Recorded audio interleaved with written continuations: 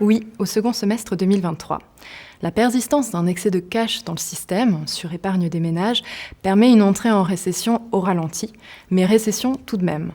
Pourquoi ? Parce qu'il y a deux facteurs qui vont peser sur l'économie américaine dans les mois à venir.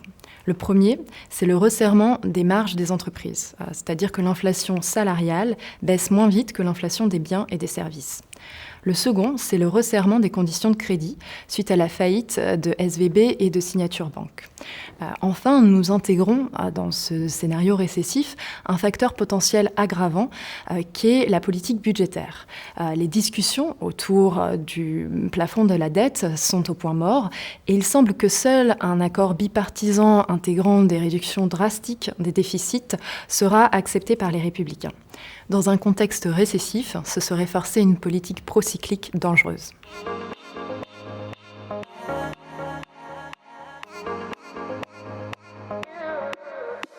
Tout d'abord, il faut prendre un peu de recul face à cette bonne nouvelle, parce qu'elle résulte en partie d'une révision à la baisse des chiffres de 2022. Donc c'est plus un artefact statistique qu'une pure bonne nouvelle.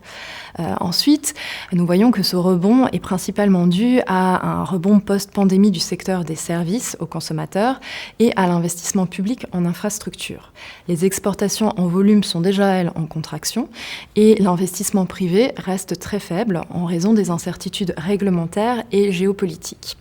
Les dépenses publiques d'infrastructure devraient ralentir en raison d'un resserrement de la politique budgétaire. Et quant au rebond de la consommation des ménages, il devrait s'estomper progressivement au second semestre, car le chômage reste élevé. Le chômage des jeunes, par exemple, flirte avec les 20%.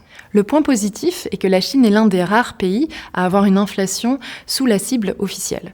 Donc nous tablons sur un assouplissement monétaire au second semestre qui devrait pérenniser le rebond du secteur immobilier et soulager les contraintes des gouvernements locaux.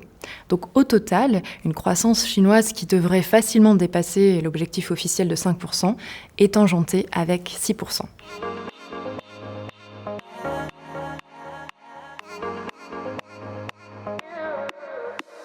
Sur le court terme, oui, nous sommes plus positifs que le consensus et pensons que la zone euro devrait éviter une récession. Le secteur industriel rebondit et il y a encore des effets de rattrapage dans les services. Avec une inflation sous-jacente toujours bien au-dessus de 2% dans les mois à venir, notamment liée à la structure très inertielle du marché du travail en Europe, et avec un équilibre politique au sein de la Banque centrale européenne toujours en faveur des faucons, nous nous attendons à de nouvelles hausses de taux. Le resserrement de la politique monétaire et des conditions de crédit devrait peser sur la croissance au second semestre et la rendre au mieux atone. Enfin, comme aux États-Unis, il faut intégrer comme facteur aggravant potentiel le risque d'une politique budgétaire procyclique.